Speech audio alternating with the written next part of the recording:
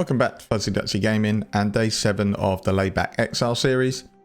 Now, after the nightmare of the last episode, we do need to rejig some points around to help our minions survive, and now we definitely need to get Uber Lab completed.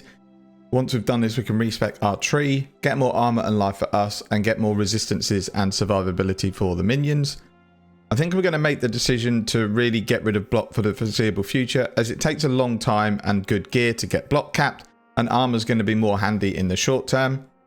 I'm still going to be on the lookout for armor gear, especially a 6-link, and I'll be praying to RNGesus that this happens. Now, I'm planning to get just Watchstone number 12 today, and that's really it this episode. Don't really want to go much further than that, as we've got much more stuff to get done. This episode, we've got lots of what I like to call housekeeping to do in this episode, and that's really just completing lots of lower tier maps that we've collected that we need for Atlas progression, and also getting Uber Lab done. So they're not things that are going to further our Watchstone collection, but they're things that will massively benefit the character and map drops and stuff like that. So before we go into the footage, I'm just going to show you what the currency tab's looking like. It's not looking amazing. Chaos is lower than I'd like it to be, but this should boost up as we've got a lot of heist quest contracts storing up, which we will do at some point. Might be next episode, and we'll get lots of currency drop from the chests that we loot here. I've got 1x, we're looking pretty healthy for alts and horizon orbs, and these will definitely come in handy with getting better map completion later on. There will be a path of building at the end of the episode, as there should be quite a lot of rejigging and changes to the tree. That really covers the progress. It's going to be quite a short video. As I say, it's mostly getting some map completion completed today and just obtaining the last Watchstone. So without further ado, let's jump into the footage and see how I get on.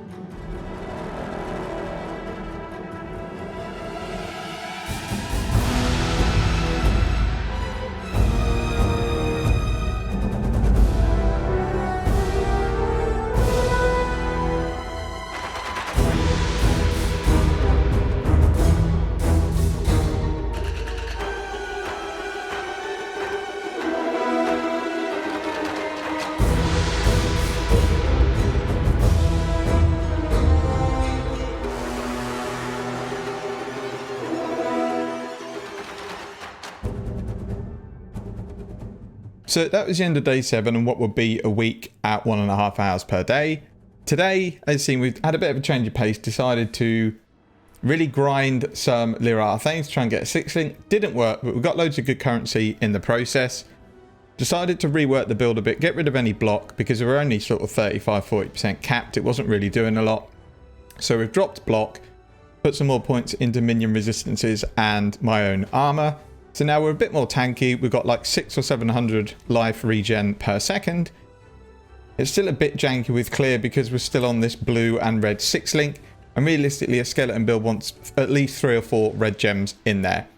So we're still looking out for some sort of astral plate or something with really high armor. So the idea is going to be get a body armor with tons of armor, get a shield with much better armor, and then replace these boots with armor boots.